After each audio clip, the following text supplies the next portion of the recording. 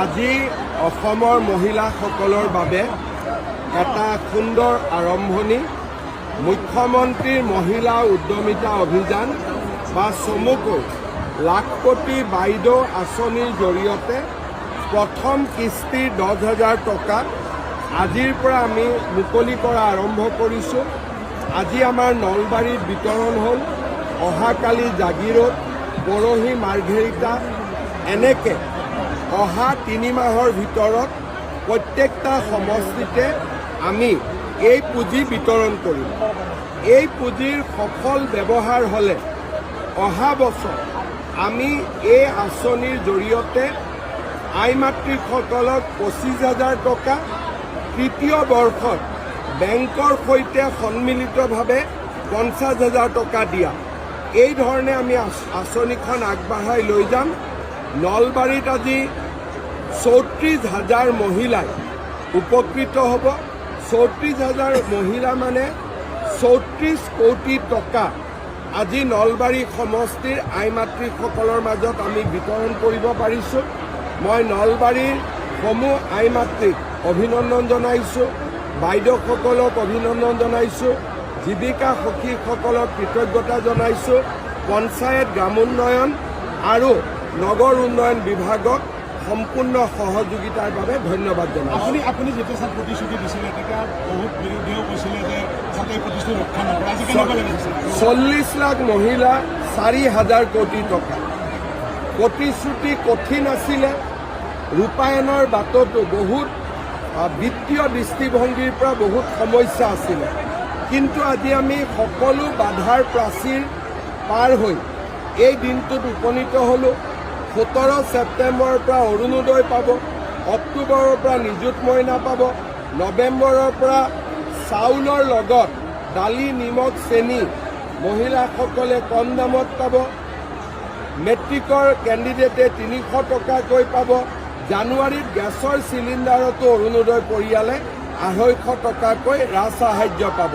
গতিকে মই ভাবোঁ অনাগত 6 মাহত বহুত দৰিদ্ৰ মানুহ, মধ্যবিত্ত সমাজ চৰকাৰৰ পৰা উপকৃত। মহিলাসকলে কি এটা এতিয়া ভাল কামত টকাটো খৰচ কৰক, মোবাইল কিনি টকাটো খৰচ কৰিব নালাগে। ছাৰ, অন্য এটা প্ৰসংগ সুধিব বিচাৰিছোঁ। GMC শিশুৰ মৃত্যুৰ প্ৰতিক্ৰিয়া এতিয়া অব্যাহত আছে, মাত্ৰ এগৰাকী নাৰ্ছ গ্ৰেপ্তাৰ হৈছে, আন কোনো আচলতে চিকিৎসক দুগৰাকী গ্ৰেপ্তাৰ হ'ব নেকি? গ্ৰেপ্তাৰ হোৱাটো কামনা কৰি থাকিব নালাগে। এনেকুৱা কথা কৈ থাকিলে বাকী জেগাত চিকিৎসকসকল প্ৰভোগ হ'ব, কালি পৰহি আন্দোলনত যাব। গতিকে তদন্ত কমিটিৰ প্ৰতিবেদন অহাকালিৰ ভিতৰত মই দিব দিছোঁ, তাৰপিছত আমি সিদ্ধান্ত।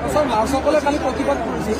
নাই, নাৰ্ছসকলে প্ৰতিবাদ কৰিতো লাভ নাই, কাৰণ মই নিজ চকুৰে দেখি আহিছোঁ যে তাত নেগলিজেঞ্চ আছেই।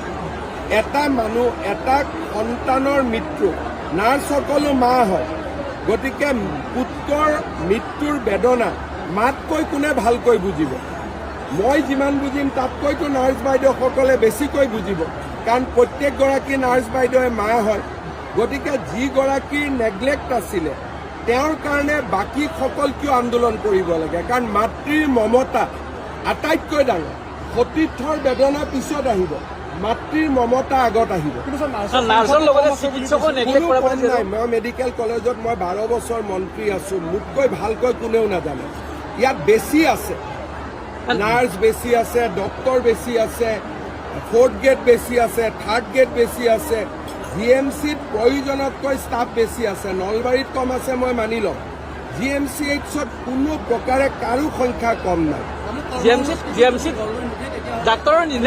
এনেকুৱা মই কওঁ, ইমান ডাঙৰ হস্পিটেল কেতিয়াবা কেতিয়াবা এনেকুৱা ঘটনা আপুনি একেবাৰে নহয় বুলি ক'ব নোৱাৰে। মানুহ মাত্ৰেই ভুল হয়, আৰু ভুলটোক বহুত যদি আমি হেঁচা মাৰি থাকোঁ তেতিয়াহ'লে ভাল কাম কৰা মানুহখিনিও কেতিয়াবা কেতিয়াবা ডিমৰেলাইজ হৈ যায়। সেইকাৰণে বস্তুটো ৰাজহুৱা বিতৰ্ক বা এটা TRP পইণ্ট কৰিব নালাগে। যিমানখিনি ক'ব লাগে মুখ্যমন্ত্ৰী হিচাপে আমি কৈছোঁ, একশ্যন লৈছোঁ, পিতৃৰ লগত মই কথা পাতিছোঁ, আৰু যি দোষী তাৰ ওপৰত আমি শাস্তি ল'ম। ইয়াক এটা বেলেগ পৰ্যায়লৈকে লৈ যাব নালাগে। এইখন GMCখন মন্ত্ৰীসভা নেকি? প্ৰিন্সিপালৰ ট্ৰেন্সফাৰ নহয়, মই ইমানটো কৈ দিলোঁ। সেইটোলৈ জল্পনা গতিকে চিকিৎসক বা চিকিৎসা কৰ্মীসকলক কিবা আহ্বান জনাব নেকি? আপোনালোকে এটা দুৰ্ঘটনাকে ইমান ডাঙৰ কিয় কৰি দিছে? তেতিয়া মানুহ হস্পিটেলতে নাহিব। স্যাৰ বিটিআৰৰ নিৰ্বাচনৰ ডেট কি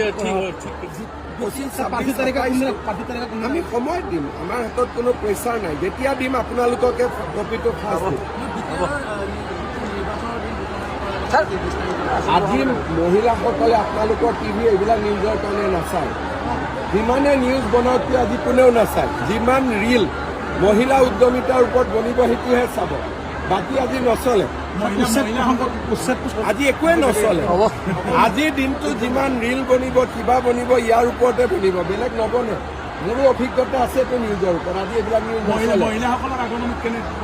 তাকে কৈছো, আজি নলবাৰীত ইমান ডাঙৰ মহিলাৰ সমাৱেশটো কেতিয়াও হোৱা নাই। আৰু নলবাৰীৰ ৰিপৰ্টটোকে 40 লাখ মহিলাই চাব ৰখি আছে যে সঁচাই দিলে নে নাই।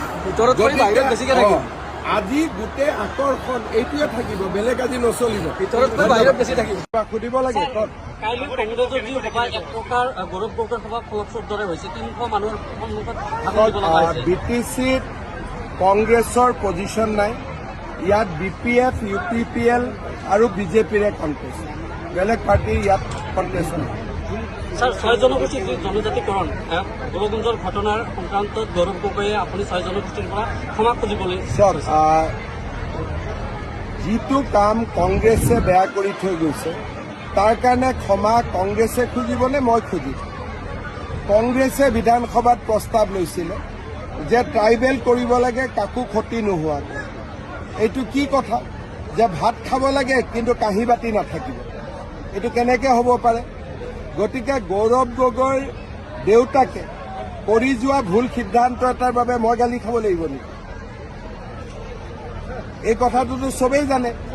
গতিকে সেইকাৰণে আমাক কোনেও বেয়া নাপায়, সকলোৱে জানে যে আমি চিনচিয়াৰলি এইবিলাক কাম কৰিব চেষ্টা কৰি আছো।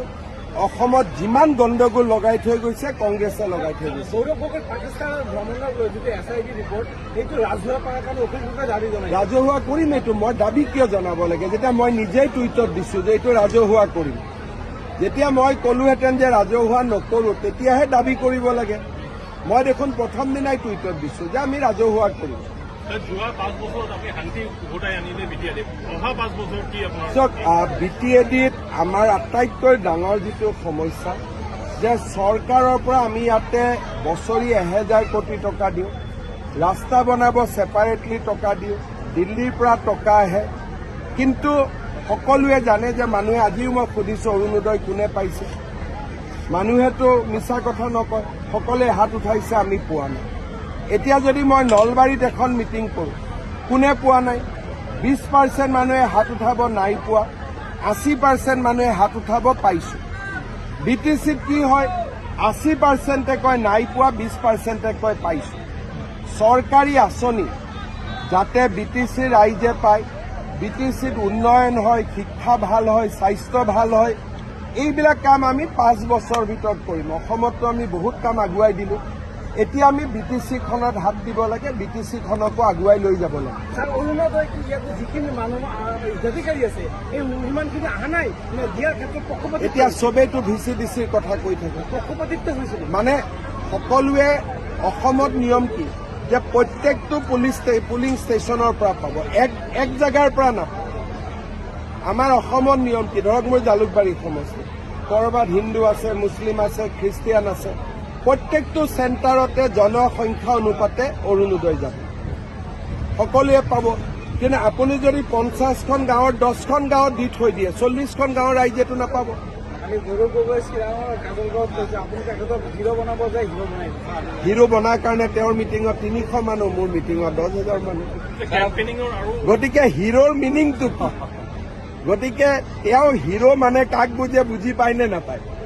তেওঁ হিৰো হয়, তেওঁ হিৰো হোৱা মানুহ আছে, কিন্তু য'ত তেওঁ হিৰো, মোক তাত হিৰো হ'ব নালাগে। স্যাৰ, কেম্পেইনিঙৰ আৰু 7টা দিন আছে, এতিয়া ফিগাৰ ক'ব পাৰিব না? আমি কিছুদিন আৰু মইতো আজি ফাৰ্ষ্ট কালি আৰু আজি মিটিং কৰিছো। এটা কথা ক্লিয়াৰ যে বিজেপিৰ ফালে বহুত মানুহ এইবাৰ ওলাই আহিছে। আগতেওতো মই মানস চেৰফাঙত যোৱাবাৰো মিটিং কৰিছিলো, শিৱনাথ বৰ্মা উঠিছিলে, কিমান মানুহ হৈছিলে, আজি কিমান মানুহ। গতিকে বিজেপিৰ প্ৰতি ৰাইজ বহুত ওলাই আহিছে, কিন্তু ভোট দিয়া দিনাখনলৈকে থাকিবও লাগিব। এইটোতো ডিপেণ্ড কৰিব। 21টা পালেতো অকলে কৰিম, 16টা পালে অকলে কৰিম বুলি ক'লেও কৰিব পাৰিম জানো? কৰিবতো নোৱাৰো। হাগ্ৰামায়ো দাবী কৰিছে ছিংগল লাৰ্জেষ্ট, প্ৰমোদ বড়োৱেও দাবী কৰিছে ছিংগল লাৰ্জেষ্ট। এই গোটেই দাবীবোৰ লাষ্টত মিলাই ল'ব লাগিব, কাৰণ দাবীটো পাব্লিকেহে কৰাব, সেইকাৰণে মই দাবী কৰা নাই। চক, এইটোৱে কথা যে চিফ হওক ডেপুটি চিএম হওক, মই কোনো মোৰ আপত্তি নাই, কিন্তু ৰিজাল্টৰ দিনাখনলৈকে ৰখি ল'লে হ'ল। ছাৰ আপুনি কৈছে যে ভিচিডিচি গান্ধী নট চলে, মানুহে কৈ আছে, মইতো কোৱা নাই, পাব্লিকে কৈ আছে। ভিচিডিচিটো এটা মন্দিৰ, শিৱ মন্দিৰত ফুল বেলপাত চলে, আৰু ভিচিডিচিৰ মন্দিৰত গান্ধী চলে। বিটিচি হাগ্ৰামা কৈছে আপুনি 1 নম্বৰ ষ্টাৰ কেম্পেইনাৰ, 2 নম্বৰ তেখেতে। চক, মোৰ কাৰো লগত, আপোনালোকে জানে প্ৰমোদ বড়ো, হাগ্ৰামা, মহিলাৰী, কাৰো লগত আমাৰ একো শত্ৰুতা নাই, কাৰণ বিটিচি ইলেকশ্যনৰ পিছত কি পৰিৱেশ হয়তো আমি কোনেও নাজানো। কিন্তু এটা কথা ঠিক যে হাগ্ৰামা, মহিলাৰী, প্ৰমোদ বড়ো একলগ হৈ থাকিলে মোৰ কাৰণে ভাল, তেতিয়া আমি ভাল পাওঁ। এটা VIP পাৰ্টি বুলি নাই জানো? VPIতো 40টা দিয়ে, কিন্তু জিকে কেইটা? অসমত কংগ্ৰেছ আৰু VPI একে কেণ্ডিডেট দিয়ে। কোনোবাই কয় নেকি আমি কেণ্ডিডেট দিছো এইটোৱে আমাৰ ছাকচেছ বুলি? এনেকুৱা আজি ধৰক অসমত এছেম্বলি হ'ল, 126টা জেগাত মই কেণ্ডিডেট দি দিলো, মই কম মোৰ এইটোৱে সফলতা, 126টা, চিকিউৰিটি কিন্তু এটাও না ফৰফিট। এইটো কি ঘটনা হ'ব পাৰে? গতিকে VPI আৰু কংগ্ৰেছ আজিৰ দিনত সমান পাৰ্টি, বাকীবোৰ আগত আছে। হ'ব, 25 নৱেম্বৰত অসম বিধানসভাৰ অধিৱেশন আছে। এই অধিৱেশনতে আমি এখন নতুন আইন আনিম, আৰু এই আইনৰ জৰিয়তে চাহ বাগিচাৰ লাইনৰ মাটিৰ মালিক আমি শ্ৰমিকসকলক কৰিম। আপোনালোকৰ মা দেউতাক আমি সেই মাটিৰ মালিক হিচাপে আমি স্বীকৃতি দিম। আজি 15 তাৰিখ, 20 তাৰিখলৈকে প্ৰচাৰ অভিযান আছে। বিজেপিৰ যোৱাবাৰ 9টা ছিট আছিলে, আৰু মই আশা কৰোঁ যে এইবাৰ আমি আটাইতকৈ বেছি পোৱা দল, ছিংগল লাৰ্জেষ্ট পাৰ্টি আমি হ'ব পাৰিম বিটিচি, যিটো মোৰ বিশ্বাস, গৈ যিটো বিশ্বাস হৈছে। মইতো বিচাৰোঁ গাড়ীৰ পেছেঞ্জাৰ প্ৰমোদ বড়ো, হাগ্ৰামা, মহিলাৰী, অঞ্জলি দৈমাৰী চব থাকিব লাগে। ড্ৰাইভাৰ আৰু তেল নৰেন্দ্ৰ মোদী। চিফ বুলি আমি ড্ৰাইভাৰে হ'ম বুলি কৈছিলো। চিফ ড্ৰাইভাৰটোতো মালিক নহয়, ড্ৰাইভাৰটো ড্ৰাইভাৰে হয়। ড্ৰাইভাৰ মই থাকিম, আপুনি থাকিব।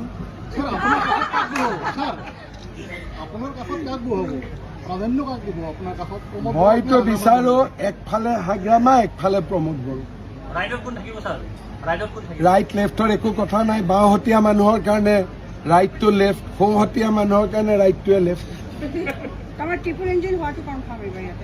ইয়াতে ট্ৰিপল ইঞ্জিন হ'ব, আৰু মইতো ভাবোঁ যে 3টা পাৰ্টীয়ে চৰকাৰত থাকিব। সকলোকে মিলা মিছা কৰিব লাগিব, যাতে আমাৰ বড়োলেণ্ডখন আগবাঢ়ি যাব পাৰে। বড়োলেণ্ডত পৰ্যটনৰ সুবিধা আছে, কৃষিৰ সুবিধা আছে, উদ্যোগীকৰণৰ সুবিধা আছে। গতিকে সকলোৱে মিলা মিছাত থাকিলে আমি সমাজখনক আগুৱাই লৈ যাব পাৰিম। গতিকে আমাৰ এপ্ৰ'চটো 100% পজিটিভ। খালি ৰাজীৱ বৰ্মা, মনোৰঞ্জন বৰ্মা দুটাৰ যোনে বেছি গোটত জিকে সিয়ে EM হ'ব। কোনে জিকিবে? সৌৰভ গগৈ এবাৰে গৈছে বুলি কৈছে পাকিস্তানত। চক, পাকিস্তানত এবাৰ হ'ল, 2বাৰ গ'ল। যোৱা বুলিতো নিজে স্বীকাৰ কৰিলে না। গতিকে পাকিস্তানত যদি এজন মানুহ যায়, কেইদিন আছিলোঁ, কাক লগ পাইছিলোঁ, কাৰ লগত ফটো উঠিলোঁ, কাৰ ঘৰত ভাত খালোঁ, গোটেইখিনি ভাৰত চৰকাৰক জনাব লাগিব নে নালাগে?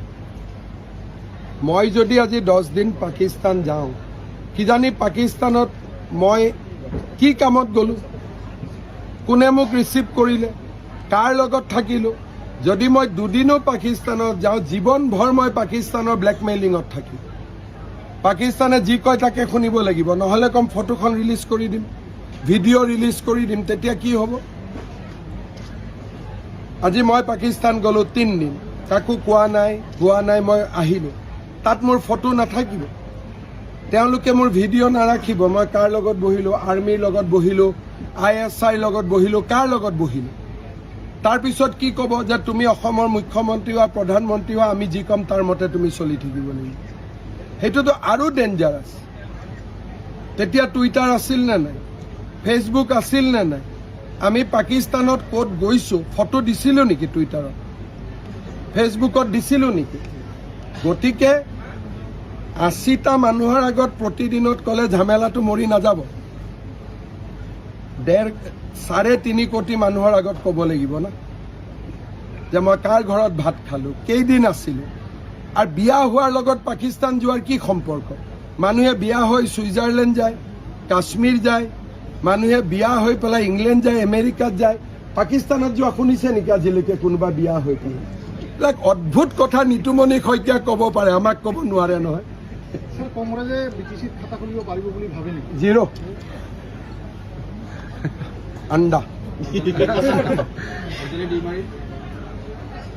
চাওক, বড়ো ৰাজনৈতিক দলৰ ওপৰত মই কোনো কমেণ্ট নিদিওঁ। কণ্টেষ্টটো কাৰ লগত হ'ব ছাৰ? ক'ৰবাত BPFৰ লগত, ক'ৰবাত UPPLৰ লগত, এটা দুটা জেগাত। ধৰক এতিয়া হৰি সিঙত আমাৰ কেণ্ডিডেট নাই, থাকিলে অঞ্জলি বাইদেউৰ লগতো হ'লহেঁতেন। গতিকে এতিয়া সমষ্টি ভিদে বেলেগ বেলেগ কথা। যি সমষ্টি বিজেপিয়ে কেণ্ডিডেট দিয়া নাই সেই সমষ্টিত তাক ছাপৰ্ট দিব। যোনে গৈ বিজেপিৰ ছাপৰ্ট বিচাৰে, এটা গৈবাৰীত প্ৰমোদ বড়োৱে গৈ ছাপৰ্ট খুজিছে, তেনেকৈ হৰি সিঙা, ৰৌতা বা ধনচিৰি, বিভিন্ন বাওখংৰী কেণ্ডিডেটবিলাকে বিজেপিৰ ওচৰত গৈছে। আমি বিজেপিৰ পৰা এটাই কৈছোঁ যে দুইটা দলৰ যিটো দলেই বিজেপিৰ কাৰ্যকৰ্তাক ভৱিষ্যতে গুৰুত্ব দিব, বিজেপিৰ লগত মিলা মিছাকৈ চলিব গ্ৰাউণ্ড লেভেলত, তেওঁলোককে ভোট দিব। আমি কোনো চইচ নিদিওঁ। যোৱাকালি নিচিমাত নিৰ্বাচনী হিংসাৰ ঘটনা হৈছে। চাওক, আছাম এছেম্বলিটো গণ্ডগোল হয়। এইবাৰতো এছেম্বলিৰ তুলনাত ইয়াত একোৱে হোৱা নাই। ডেকা ল'ৰা ইলেকশ্যন খেলে, অলপ চলপতো ইটো সিটো হ'বই, কিন্তু BTCত ইমান শান্তি। আপোনালোকে চাওক, মই প্ৰথম দিনা এইটো ফিল্ডত আহিছোঁ, যিমান মানুহ হৈছে তাতকৈ আজি বেছি মানুহ হৈছে। নিয়মমতে ইয়াত ইমান মাৰপিট হ'ব লাগিছিল যে বিজেপিৰ মিটিঙত আহিব মানুহ ভয় খাব লাগিছিল। কিন্তু অকল মোৰ মিটিঙতে নহয়, প্ৰমোদ বড়ো মিটিঙতো মানুহ আহিছে, হাগ্ৰামা মহিলাৰী মিটিঙতো মানুহ আহিছে। তাৰমানে election has become a festival. এইবাৰ BTCৰ ইলেকশ্যনটো এটা উৎসৱলৈকে পৰিণত হৈছে, যিটো মোৰ বহুত দিনৰ পৰা মনৰ ইচ্ছা আছিল। বিজেপিয়ে চিট পাওক নাপাওক বেলেগ কথা, কিন্তু ইমান যে ৰাইজে উৎসাহেৰে ইলেকশ্যনত জঁপিয়াই পৰিছে, য'তে গৈছোঁ আপোনালোকেও আহি যায়, এইটো এটা ভাল চিন নহয় জানো? এইটো BTCৰ বাবে খুব এটা পজিটিভ ইলেকশ্যন হৈ আছে। আৰু মই ভাবোঁ ইয়াৰ পিছত সৰু সুৰা যি কাজিয়া পেচাল সংঘাত আছিল এইবিলাকো নোহোৱা হৈ যাব। উদ্দেশ্যটো একেটাই, BTC ডেভেলপমেণ্ট হ'ব লাগে। চাওক, মই ব্যক্তিগতভাৱে আপোনালোকে মোক দেখিছে 2002 চনত যেতিয়া আদৱানী ইয়াত ডাঙৰীয়া আহিছিল BTCৰ ৰেকৰ্ড ডে, তেতিয়াৰ পৰাই মই BTCত আহি আছোঁ। আজি BTCত যিমান কাম হৈছে, Kokrajhar medical college, Bodoland university, ৰাস্তা, চবতে মোৰ 1% হ'লেওতো কণ্ট্ৰিবিউশ্যন চবতে আছে। আৰু অসমৰ কোনো পলিটিচিয়ান নাই যিয়ে BTCত ইমানবাৰ আহিছে। গতিকে BTCৰ প্ৰতি মোৰ এটা শ্ৰদ্ধা আৰু মৰম। অসম এছেম্বলিও মই BTCলৈকে লৈ আহিছোঁ। গতিকে BTCক লৈ মোৰ প্লেনিং ডাঙৰ আছে, সময়ো আছে, লাহে লাহে হৈ থাকিব। ছাৰ, অসম বিধানসভাৰ অধ্যক্ষ বিশ্বজিৎ দৈমাৰী কৈছে যে BTCখন লেতেৰা হৈ আছে, তেখেত যদি BTCৰ চিফ হয় তেতিয়াহ'লে চাফা কৰিব। মইতো স্পীকাৰে কি কৈছে নাজানো, কিন্তু এইটো কথা ঠিক যে BTCখন লেতেৰা হৈ থকা নাই। BTCখন আৰু ভাল কৰিব পাৰে। যদি 5ত আছোঁ আমি 6ত যাব পাৰোঁ, কিন্তু BTCখন বেয়া বুলি কোৱাটো ঠিক নহয়। তেখেত নিজে বড়ো মানুহ, তেখেতে ক'ব পাৰে, কিন্তু মই গুৱাহাটীৰ পৰা আহি এটা বেয়া কমেণ্ট দিয়াটো এইটো উচিত নহয় আৰু মুখ্যমন্ত্ৰীয়ে যদি এনেকুৱা কমেণ্ট দিয়ে যিবিলাকে BTC চলাইছে তেওঁলোকেতো মনত দুখ পাব গতিকে কাৰো মনত দুখ দি আমি ইলেকশ্যন নেখেলোঁ হাঁহি ফূৰ্তি আনন্দ স্যাৰ যদিহে বিজেপিয়ে চৰকাৰ গঠন কৰে তেতিয়াহ'লে চিফ বিশ্বজিৎ দিৱাৰী হ'ব নেকি আপোনাৰ নামটো আমি কনচিডাৰ কৰি আছোঁ মনালিছাৰ নামো কনচিডাৰ কৰি আছোঁ চবৰ নাম আছে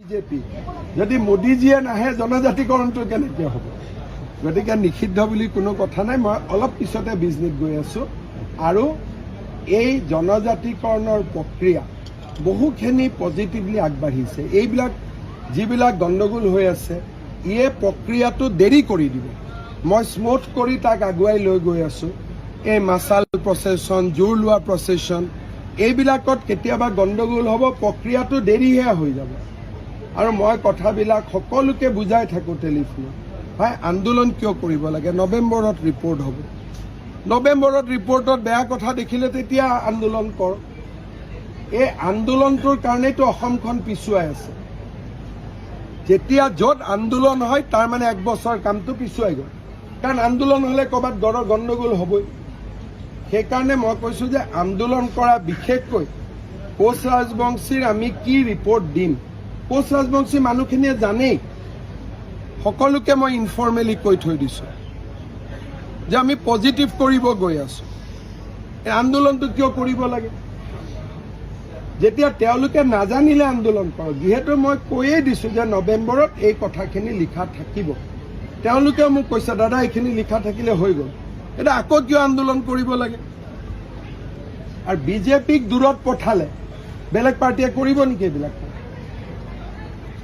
যদি বিজেপিক কোনোবাই ঠেলি দূৰত পঠাই দিয়ে বিজেপিৰো ক্ষতি হ'ব কিন্তু অসমৰ ক্ষতিও একেধৰণে হ'ব সেইকাৰণে মোৰ মতেদি আন্দোলনটো ৰাস্তা নহয় আলাপ আলোচনাৰ মাজেৰে আগবাঢ়িব লাগিব আৰু সকলো কথাতে দুটা পক্ষ থাকে চৰকাৰে দুইটা পক্ষৰে কথা শুনি আগবাঢ়িব লাগে নহ'লেতো চব কাম হ'ব বুলি আজিয়ে কৰিব পাৰি ৰাতি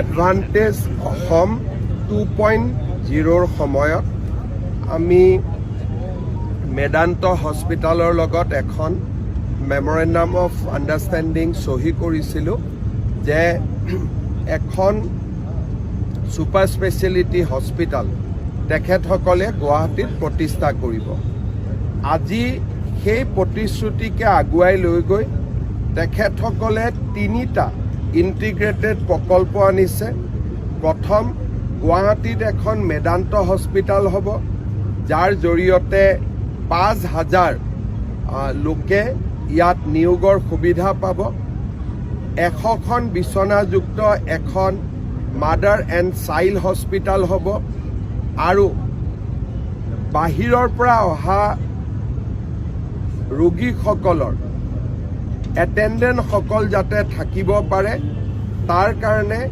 লেমন ট্ৰী হস্পিটাল এখনো ইয়াতে লেমন ট্ৰী হোটেল এখন ইয়াতে প্ৰতিষ্ঠা কৰা হ'ব এই 3টা প্ৰকল্পই প্ৰায় 6,000ৰ পৰা 7,000 যুৱকৰ নিযুক্তিৰ বাট মুকলি কৰিব আৰু অসমৰ উদ্যোগীকৰণৰ দিশত এটা বৃহৎ পদক্ষেপ পেলাবলৈ সক্ষম হ'ব এডভান্টেজ অসম 2ৰ পিছত আমি যি ধৰণে কাম কৰি গৈছোঁ ডিচেম্বৰলৈকে আমি প্ৰায় 1.5 লাখ কোটি টকাতকৈ ওপৰত আমি বিনিয়োগ ধৰাতললৈ আনিব পাৰিম হয়তো অলপ তাতকৈ বেছিও হ'ব আৰু 3 বছৰৰ ভিতৰত আমি সেই সময়ত হোৱা আটাইবোৰ কমিটমেণ্টক আমি ধৰাতললৈ আনিব পাৰিম আজি দিনটো আমাৰ বাবে অত্যন্ত প্ৰাপ্তিৰ দিন মই মেদান্ত হস্পিটাল আৰু কুকুন হস্পিটাল লেমন ট্ৰী হস্পিটালৰ হোটেলৰ উদ্যোক্তাসকলক বিশেষকৈ ডক্টৰ নৰেশ ত্ৰেহান আৰু ৰবি জয়পুৰীয়াকে আদি কৰি সকলোকে মই ধন্যবাদ জনাইছোঁ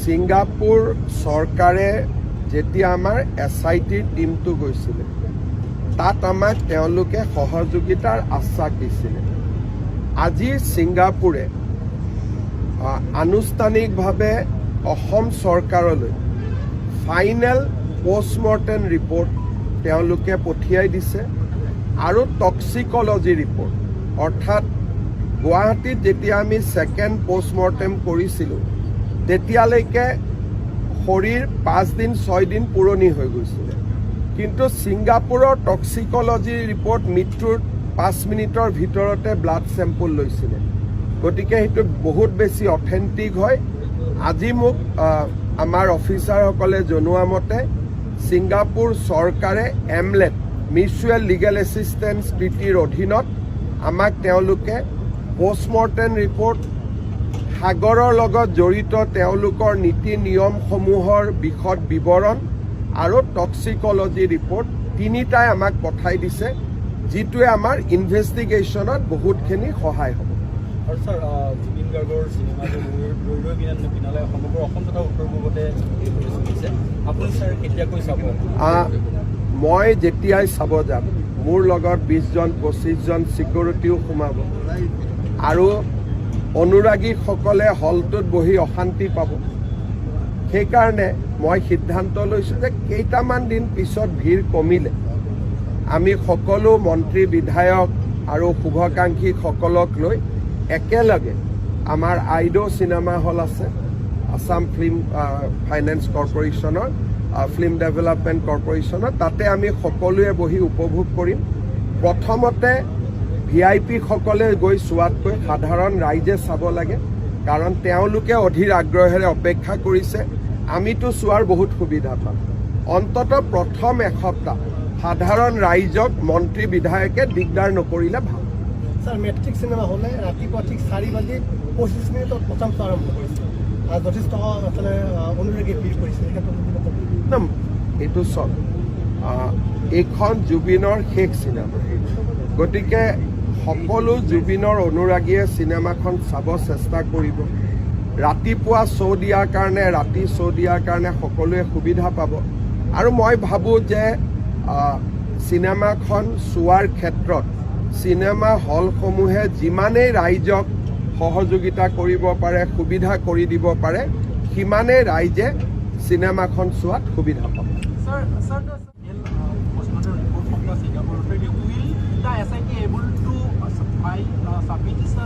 SIT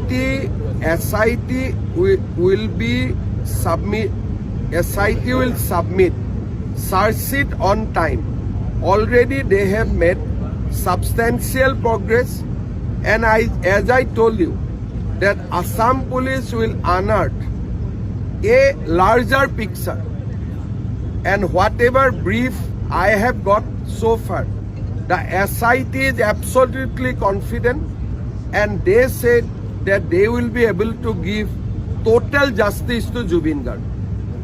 Yate jikhokole justice lage buli koi ase ki aru kisumane justice dibo chesta kori ase ya dui dhonor manu ase kisumane koi ase justice lage aru kisumane justice dibor karone jua ekmah dhori dine rati nukhua koi chesta kori ase gotike ami জাষ্টিস বিচৰা সকলে যিসকলে আমাক ন্যায় দিয়াৰ কাৰণে যোৱা এমাহ 10 দিন ধৰি দিনে ৰাতিয়ে কষ্ট কৰি আছে তেওঁলোকৰ কাৰণে আমি প্ৰাৰ্থনা কৰিব লাগে যাতে তেওঁলোক সফল সোশ্যাল মিডিয়াতো জাষ্টিস ফৰ জুবিন গাৰ্গ লিখিলেতো নাপাব জাষ্টিস দিবৰ কাৰণে কোনোবাই দিনে ৰাতিয়ে পৰিশ্ৰম কৰিব লাগিব আৰু SIT টিমটোৱে সেই পৰিশ্ৰম কৰি আছে ৰাতি 2-3 বজালৈকে তেওঁলোকে দিনে ৰাতিয়ে কাম কৰি আছে electronic evidence medical evidence cross examination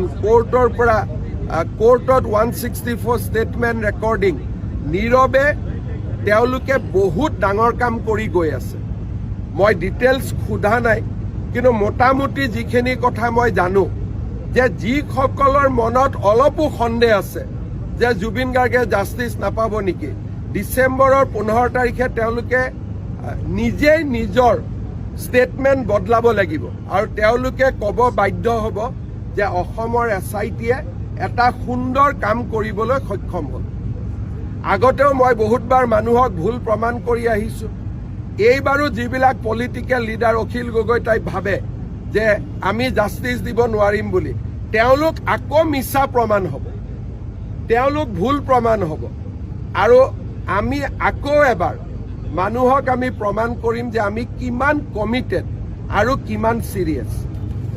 Sir, does Bangladesh has tried to with the northeastern region, I know the northeastern, that some political leaders also advocating these things.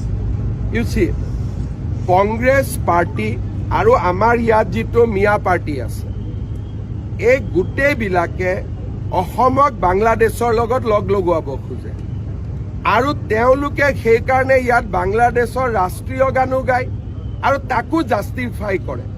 অসমৰ ভৱিষ্যত বহুত বেছি ভাল ভৱিষ্যত নহয়, আৰু মিয়াসকলে অসমক ধ্বংস কৰি পেলাব তেওঁলোকে যিটো ধৰণে আগবাঢ়ি গৈ আছে।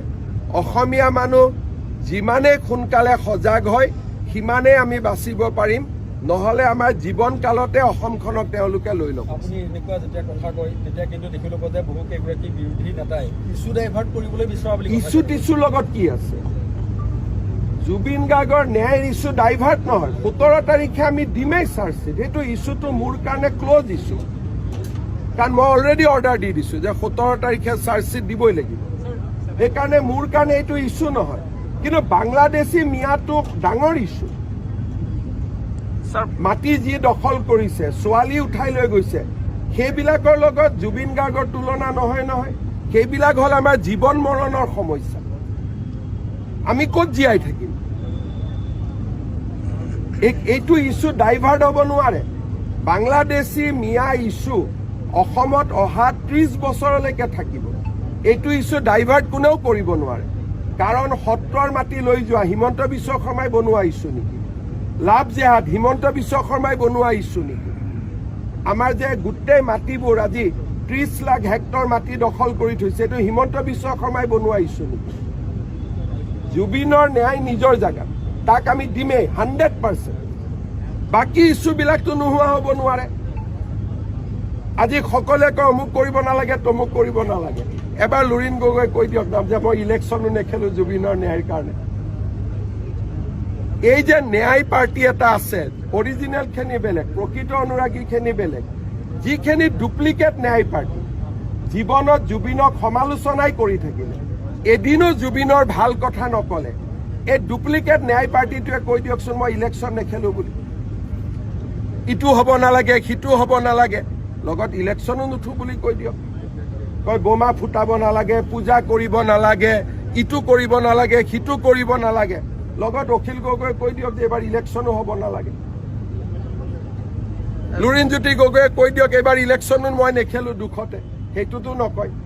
এই গোটেই ডুপ্লিকেট যিটো ন্যায় পাৰ্টি, তেওঁলোকৰ লক্ষ্যটোৱে হ'ল ইলেকশ্যন, কিন্তু আমি হৈছোঁ অৰিজিনেল ন্যায় পাৰ্টি। সেইকাৰণে 17 ডিচেম্বৰত আমি সম্পূৰ্ণ তথ্য ৰাইজৰ আগতো লৈ আহিম, কোৰ্টৰ আগতো লৈ আহিম, আৰু মানুহ মানিবলৈ বাধ্য হ'ব যে আমি কিমান ডাঙৰ কাম উইদিন দ্য টাইম আমি কৰিব পাৰিলোঁ। মই ইমান কনফিডেণ্টলি কৈ আছোঁ যেতিয়া, তাৰ পৰা আপোনালোকে বুজি পাওক যে মই কিমান বেছি কনফিডেণ্ট যে ডাঙৰ তথ্য সহকাৰে SIT ৰিপৰ্ট হ'ব, আৰু বহুত অসমৰ নজনা মানুহে বহুত কথা জানিব। এতিয়া অখিল গগৈয়ে ক'ব হিমন্ত বিশ্ব শৰ্মাই কেনেকৈ গম পালে? মই দেশৰ গৃহমন্ত্ৰী, ৰাজ্যৰ গৃহমন্ত্ৰী, যিখিনি মই গম পাব লাগে সেইখিনিতো মই গম পাবই লাগিব। ডিচেম্বৰ লাষ্ট ডেট হয়, 19 তাৰিখে তেওঁ ঢুকাইছিলে, গতিকে আমি 3 মাহত দিব লাগে। গতিকে 17 ডিচেম্বৰটো আমি লাষ্ট ডেট ধৰিছোঁ, কিন্তু SITয়ে মোক কোৱা মতে তাতকৈ আগতেই কাম হৈ যাব। মই লাষ্ট ডেটটো কৈ আছোঁ। আৰু কেইজনমানে মোক হত্যা বুলি কোৱাৰ কাৰণে মাজে মাজে জোকাই থাকে, তেওঁলোকৰো মুখত চূণ পৰিব। মই এটা ব্ৰডকাষ্টত কৈছিলোঁ, হত্যা শব্দটো কোৱাৰ কাৰণে মাজে মাজে CMয়ে হত্যা কৈছিলে, CMয়ে যি কয় ভাবি চিন্তি কয়, CMয়ে এটা কথাও উপৰুৱাকৈ নকয়। মানে 17 ডিচেম্বৰ লাষ্ট ডেট, লক্ষ্মণ ৰেখা তাৰ আগতে হ'ব। গতিকে 17 ডিচেম্বৰৰ আগত হ'ব, কিন্তু লাষ্ট ডেটটো হ'ল 17 December. Sir, Gaurav Gogoi hasn't yet spoken a word against the person who sang the Bangladeshi national anthem in Barak Valley. Gaurav Gogoi Pakistani agent হয়, পিয়ৰলি পাকিস্তানী এজেণ্ট। আৰু মই কোৱা কাৰণে সাহস আছে যদি মোৰ ওপৰত ডিফামেশ্যন কেছটো দিয়ক। He is a pure Pakistan agent. মোৰ লগত যিমান তথ্য আছে মই যিদিনাখন আপোনালোকক দিম সিদিনাখন আপোনালোকে গম পাব হি is A 100% Pakistani agent. He has been planted by foreign power in the state of India, in our country. He is a planted person. আৰু তাৰ উপযুক্ত প্ৰমাণ লৈ মই কথাটো কৈছো। নিয়ম মতে ইলেকশ্যন আছে বুলি, ইলেকশ্যন নাথাকিলেতো মই আৰু কঠোৰ হৈ দেখুৱাই দিলোহেঁতেন। কিন্তু ইলেকশ্যন আছে, কিবা এটা কৰিলে মানুহে ক'ব যে পলিটিকেল কাৰণত কৰিলে। নহ'লে মোৰ হাতত ইমান দিন যিমানখিনি তথ্য আছে তাৰ পিছত তেওঁ আচলতে মুকলিভাৱে ঘূৰি থাকিবই নোৱাৰে। কোনোবাই ভাবি আছে যে কাগজ নাই নেকি 10 ছেপ্টেম্বৰত দেখুওৱা নাই, কিন্তু ময়ে হয়। মই যি কৰিব লাগে টাইমত কৰিমেই, যি কৰিব লাগে 100%। আৰু he is a pure Pakistan agent and as a chief minister মই কৈ আছো he is a planted person. মই এজ এ চিফ মিনিষ্টাৰ কৈ আছো। খালি প্ৰেছ কনফাৰেন্সখন কৰা নাই, কাৰণ নহ'লে ক'ব আকৌ জুবিনৰ ইছ্যু ডাইভাৰ্ট কৰা বুলি, যিটো আপুনি এইমাত্ৰই ক'লে। সেইকাৰণে জুবিনক ন্যায় প্ৰদান কৰাৰ কামটো কৰি লৈ ইটো কামত হাত দিম। হ'ব?